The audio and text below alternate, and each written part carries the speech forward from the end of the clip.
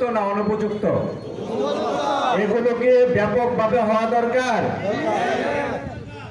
আপনারা সহযোগিতা করবেন। আপনাদের সহযোগিতা থাকলে ইনশাল্লাহ আমরা আপনাদের এলাকাকে মাদক মুক্ত করব। করবেন সকলে? বক্তব্যের শুরুতে বলবো, সখীপুর থানাকে আমি যোগদানের পর থেকে বলেছি দালাল মুক্ত ঘোষণা করা হয়েছে। আপনারা যারা যুক্তিসঙ্গত আইনসঙ্গত সেবা প্রাপ্তির প্রয়োজন, আপনারা নিজে নিজে থানায় যাবেন, দেখবেন আমি আপনাদের জন্য সর্বাত্মক চেষ্টা করব যেটা আমার সেবা দেওয়া দরকার। এই জন্য কোনো রাজনৈতিক নেতার কাছে যাওয়ার দরকার নেই, যাবেন তারাও সুপারিশ করবে ওই ধরনের প্রয়োজন পড়লে। যখন দেখতেছেন আমার সেবা পাচ্ছেন না, তখন তাদের কাছে যাবেন তাদের সুপারিশের জন্য। আগে দেখবেন, নিজেকে যাচাই করবেন যে আমি যে কথাগুলো বলে যাচ্ছি সেটা পাচ্ছেন কিনা। কিন্তু আইনসঙ্গত হতে হবে। আমাকে আইনে যেটুকু ক্ষমতা দিয়েছে ওই কাজগুলো করার, আমি ওইটা সর্বাত্মক চেষ্টা করব। আমার এটা করা হক, আমি চেষ্টা করব করার জন্য। আচ্ছা, আমি সময় স্বল্পতা, তার জন্য আমি একটু বলে, অটো হারানোর বিষয়ে বলেছেন। অটো যারা চালান তাদেরকে একটু সতর্ক হতে হবে। আপনার এই সখীপুর থানাতে কম করে হলো 250 থেকে 300 গ্রাম আছে। আমার পুলিশ আছে 64 জন, বিভিন্ন সময় সাক্ষীরা থাকে, ছুটিতে থাকে, সব মিলে 64 জন হয়েছে কনস্টেবল সহ। আমার অফিসার আছে 20 জন। তার মানে কনস্টেবল এককভাবে কোথাও পাঠালে কাজ হবে না, আমার অফিসার পাঠাতে হবে। তো 20 জন অফিসার দিয়ে 300 গ্রাম প্রতিদিন কোথাও যাওয়া সম্ভব না, বিভিন্ন বাজার বা তদারকি করা। তারপরে আমি সর্বাত্মক চেষ্টা করব। আমার 10 তারিখ থেকে আজকে 27 তারিখ, তার মানে আমার এই 17 দিন চলছে। 17 দিনের মধ্যে আমার 14 দিন রাত্রে ঠিক মতো ঘুমাই না। গত রাত্রে 4টার সময় ঘুমিয়েছি। পুরা থানা এলাকা টহল দিয়েছি শুধু আপনাদের নিরাপত্তার জন্য। আসলে নিরাপত্তার মালিক আমি না, আল্লাহ। আল্লাহ যদি চায়, আমাদের ঐকান্তিক প্রচেষ্টা, আপনাদের সহযোগিতায় অবশ্যই সখীপুরবাসীকে আমরা নিরাপদ করতে সক্ষম হব। জনাব শরীফ খান বলেছেন সিসি ক্যামেরা এবং পুলিশ ফাঁড়ির ব্যাপারে। সিসি ক্যামেরার জন্য এই বড়চনা বাজারের বণিক সমিতির দৃষ্টি আকর্ষণ করছি। আপনাদের সাথে আমরা আলোচনায় বসবো কিভাবে এই এলাকার সিসি ক্যামেরা যুক্ত করা যায়। এবং নৈশ প্রহরী, মানে অনেক জায়গায় দেখেছি 60 বছরের বৃদ্ধকে নৈশ প্রহরী দিয়েছে, অল্প বেতন দেয়। সে ঘুমাবে নাকি ডিউটি করবে? সে তো 60 বছর বয়সে আরামায়েশ করে দিন কাটানোর কথা, কিন্তু সে নৈশ প্রহরী কাজ করতেছে, কারণ বেতন কম, আবার সে দিনের বেলা কাজ করতে হয়। দয়া করে, যদি অর্থের বিনিময় দিতে হয়, আপনারা সার্ভিস চার্জ ভালো করে দিবেন, বেতন বেশি দিবেন, ইয়াং ছেলেমেয়েদের নৈশ প্রহরী হিসেবে নিয়োগ দিবেন, যাতে যে কোনো প্রতিকূল পরিস্থিতি তারা বাস্তবতার মোকাবেলা করতে পারে। আর নয়তো সকল দোকানদার মিলে আপনারা কমিটি করেন, প্রতিদিন 10 জন 20 জন করে প্রত্যেকটা দোকান, মানে এইভাবে করে সপ্তাহকে ভাগ করেন। মাসে দরকার 2 দিন বা 3 দিন নিজেরা ডিউটি করবেন, দেখবেন ডিউটি সঠিক হবে। একটি চুরি ডাকাতের ঘটনা, একটা বাজারে যদি নৈশ প্রহরী শক্তিশালী হয়, আশেপাশে 10 গ্রামের মাঝে চুরি ডাকাতি ঘটনা ঘটে না। আমার সাথে একমত আপনারা? কারণ চুরি ডাকাতি করে নির্দিষ্ট রাস্তা দিয়ে যেতে হবে। বাজারগুলোর অবস্থান কোথায়? 4 দিক থেকে যে রাস্তার সংযোগ হয় ওই জায়গাতে বাজার। চোর ডাকাত যাবে কোন দিকে? এটা প্রতিরোধ করা যাবে। আর মাদক ব্যবসার বিরুদ্ধে বলা হচ্ছে যে, বলেছে বাক্স স্থাপন করার। আমি বাক্স ডিজিটাল যুগে কেন আমরা অ্যানালগ পদ্ধতিতে যাব? থানার ওসি এবং ডিউটি অফিসের মোবাইল নাম্বার রাখবেন, এখনই বলে দেওয়া হবে। সেই সাথে বিট ইনচার্জের আপনারা দয়া করে একটু হোয়াটসঅ্যাপে মেসেজ দিবেন, এই জায়গাতে এই সময় উমুকে মাদক ব্যবসা করে। আমি তাৎক্ষণিক না পারলেও ওর তথ্য নিয়ে তার ব্যবস্থা করব। আর সেই সাথে আপনাদের নিকট অনুরোধ, আমার এলাকার মাদক প্রতিরোধ করা হয়েছে আমার একটি পরামর্শ ফলো করার কারণে। আমার গ্রামটি হচ্ছে 2.5 কিলোমিটার লম্বা, 8টি মসজিদ ভিত্তিক সমাজ ব্যবস্থা। আমার এলাকার লোকজন আমার স্বর্ণপন্ন হয়েছে যে পুলিশকে বলে দাও এলাকা মাদকে ছেড়ে যাচ্ছে, পুলিশ যেন ব্যবস্থা নেয়।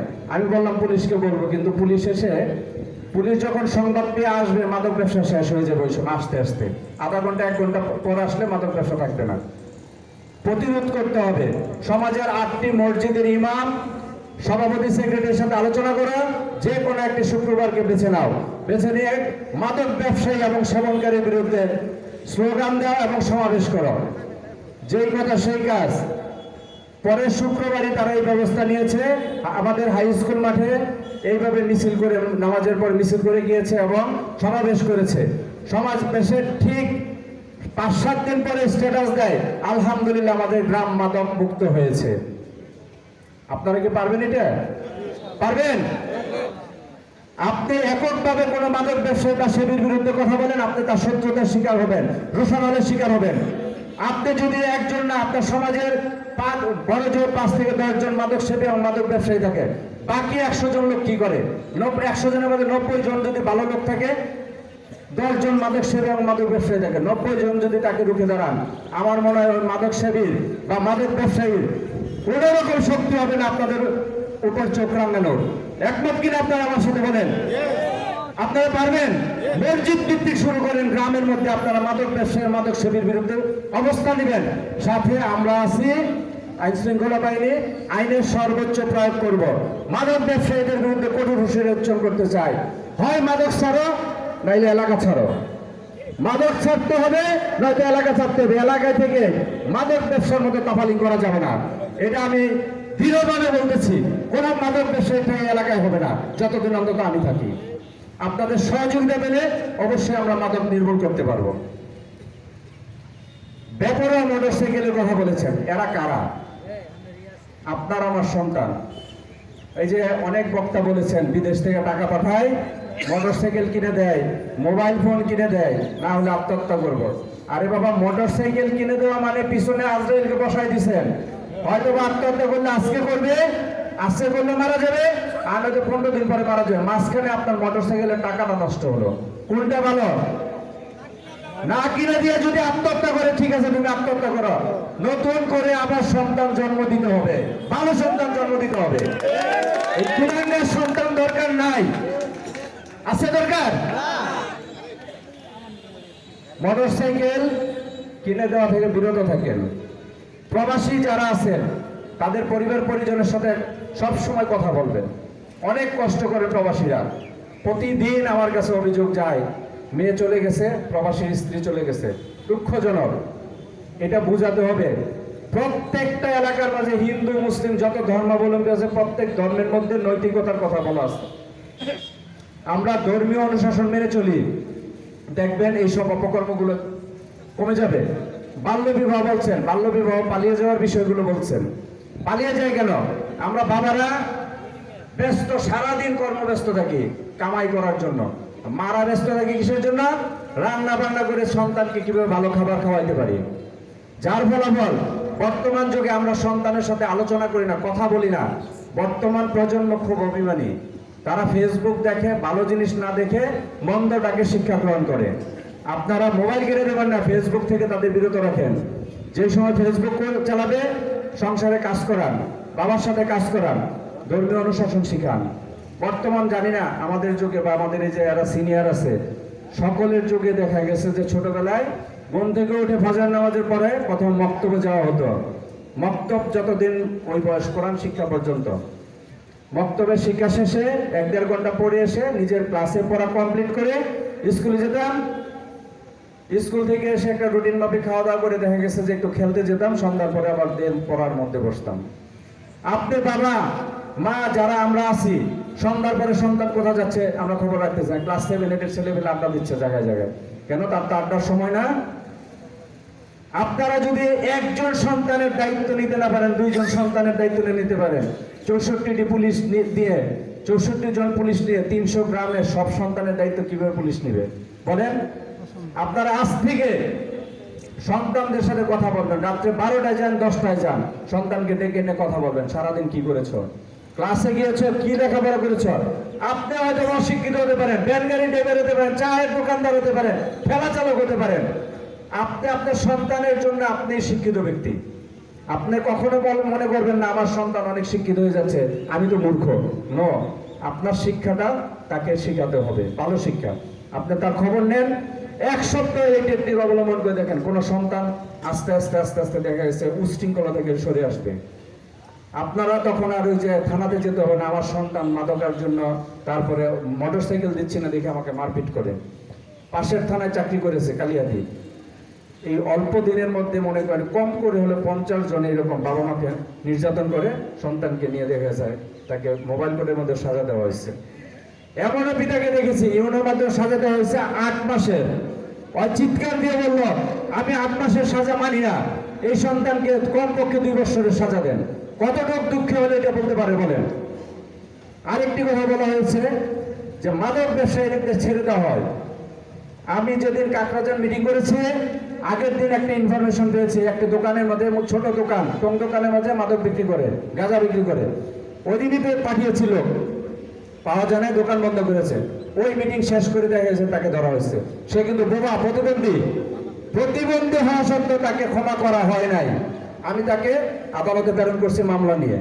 আদালত থেকে জামিন পেয়ে আসতে পারে, ওইটা আমার এখতিয়ারের বাইরে। কিন্তু যে মাদক ব্যবসা করবে আপনারা যদি প্রতিরোধ গড়ে তোলেন, মাদক সহ ধরতে পারেন, সকলে মিলে আপনার গ্রামের মধ্যে যদি 1 জন 2 জন মাদক ব্যবসায়ী হয়, আপনার 10 জন 20 জন গিয়ে 50 জন গিয়ে তাকে ধরে ফেলেন মাদক সহ, আমাদের সংবাদ দিন, আমরা তাদের মাদক মামলায় চালান দেব। আর যদি আজকের পর থেকে অনেকে যারা ব্যবসা করেছেন আজকে পর্যন্ত সাধারণ ক্ষমা ঘোষণা করা হলো, দয়া করে মাদক ব্যবসা ছেড়ে দেন। যে এলাকার গণ্যমান্য ব্যক্তিকে অবগত করেন যে আজকে থেকে আমরা মাদক ব্যবসা ছেড়ে দিলাম, আপনাদের সহযোগিতা চাই। আমি পুলিশ থেকে সর্বাত্মক সহযোগিতা করবো তাকে পুনর্বাসন করার জন্য, সে যেন সমাজে ভালো লাইনে চলে আসতে পারে, এটার ব্যবস্থা করব। প্রয়োজনে যদি তার কর্ম না থাকে, আপনাদের মতো যারা বিত্তবান আছেন তাদেরকে যখন দরকার হয় আমি অনুরোধ করব ওদের পক্ষ হয়ে তাদেরকে কাজ দেওয়ার জন্য। আপনারা তাদেরকে সমাজে পুনর্বাসন করার চেষ্টা করেন। বহিরাগতদের বলা হয়েছে চুরি ডাকাতির বিষয়ে। বহিরাগত অনেকে আসে, আপনারা উদাসীন, এনআইডি কার্ড রাখতে পারেন, রাখলে আমাদেরকে দিলে, যোগাযোগ করলে আমরা তাদের যাচাই করতে পারি তারা কি ভালো লোক না মন্দ লোক। এলাকার মধ্যে আমরা চিঠি ইস্যু করলেই এটা রিটার্ন ওই থানা থেকে চলে আসবে, আপনারা দয়া করে এটা যাচাই করে নেবেন। অনেক ক্ষেত্রে এই যে বহিরাগত যারা কামলা আসে তাদেরকে রাখা, ভালো করে যাচাই করে নেবেন। অনেক জায়গার মধ্যে আমরা মার্ডার কেস এই জায়গাতে পেয়েছি, কামলার সাথে প্রবাসীর স্ত্রীর পরকিয়া, এক পর্যায়ে দেখা গেছে মার্ডারের পরিণতি কি হত্যা। এইটা আপনারা যাচাই করবেন। আর যাদের কন্যা সন্তান আছেন তাদেরকে বোঝা মনে করবেন না। বিশ্বাস করেন, আমার সন্তান দুইটাই ছোট, বড়টা ছেলে ক্লাস 4-এ পড়ে, ছোটটা 2.5 বছর মেয়ে। মেয়েকে যখন ফোন দেয় প্রথমে আমাকে জিজ্ঞেস করে, বাবা তুমি খেয়েছ? মনটা ভরে যায়। আমি মনে করি 10টা পুত্র সন্তানের চেয়ে একটা কন্যা সন্তান অনেক বেশি দামি, যদি আপনারা দামি তৈরি করতে পারেন। পুত্র সন্তান আমরা যারা আছি বিয়ের পর স্ত্রীকে নিয়ে শ্বশুরবাড়ি নিয়ে মত্ত থাকি, এটার কারণ আছে, কারণ আমরা তাদেরকে উপস্থাপন করতে পারি নাই, বলতে পারি নাই।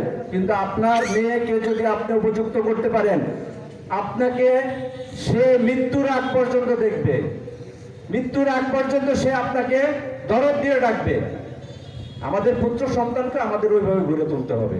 আমাদের তোলার মধ্যেই দৃষ্টিভঙ্গির পরিবর্তন করলে দেখবেন আমাদের দুইটাই সন্তান আমাদের জন্য মঙ্গলজনক হবে। ইফটিজিং এর কথা বলতেছি, ইফটিজিং প্রতি গ্রামে গিয়ে পুলিশ টহল দিয়ে পারবে না, পারবে? আপনারা গ্রামের যারা আছেন ইফটিজিং কয়জন লোকে করে? 5 থেকে 7 জন। গ্রামের এত লোক কি করেন? ধরেন তাইদের, আমাদেরকে ধরে আমাদেরকে হাতে দেন। ইফটিজিং এর জন্য নারী শিশু নির্যাতন দমন আইনের 10 ধারা যদি মামলা নেওয়া হয়, তার কমপক্ষে সাজা 5 বছর, সর্বোচ্চ সাজা 7 বছর, আর হাজিরা দিতে হবে আরো 5 বছর। হাজিরা দিয়ে তারপরে সাজা হবে। এটা সকলে অবগত হন, আইনের বিষয়ে জানেন অনেক। এরপর ইফটিজিং এর জন্য মোবাইল কোর্টে হয়, তাৎক্ষণিক সাজা 2-3 বছরের সাজা হয়ে যায়। দুইটাতেই আমরা অভ্যস্ত আছি। আপনারা ইফটিজার ধরেন, ধরে আমাদের হাতে তুলে দেন, দেখেন দুইটার যে কোনো একটা ব্যবস্থা করব। আরেকটি বিষয় আছে, এই যে নেশা চেতনানাশক দিয়ে যে চুরি করে, এই ব্যাপারে একটু সচেতন করতে হবে সবাইকে। আপনারা গ্রামের মধ্যে ম্যাক্সিমাম বাড়িতে এসে টিউবওয়েল বাইরে, রান্নাঘর বাইরে, তাই না? টিউবওয়েল পানি সন্ধ্যার পর যদি খান, চেপে কমপক্ষে 20 মিনিট পানিটা ফেলে দিয়ে পরে এনে খান, নেশা ধরবে না। এটা সকলের যার যার আশেপাশে আছে সবাই জানাই দিবেন। সেই সাথে রান্না করে খাবার রান্না করার সাথে সাথে বড় করে মেন করে নিয়ে আসেন, যাতে রান্না করে ঢুকে কেউ ডালের মধ্যে, দুধের মধ্যে বা তরকারির মধ্যে চেতনানাশক দিতে না পারে। ভাই, পুলিশকে ঘটনা ঘটলে মামলা দিবেন, মামলা অনেকদিন পরে চোর ধরা পড়তে পারে, কিন্তু আপনার জিনিস সহজে উদ্ধার হবে না। আর ঈদের সময় গরু চুরি বেড়ে যায়। এই যে চেয়ারম্যান সাহেব বলেছে, 2 চেয়ারম্যানই কিন্তু বলেছে আমরা ডাকাতি চুরি সবই প্রতিরোধ করেছি। কিভাবে করেছি? আমরা নিজের একটু পাহারা দিছি ভাই।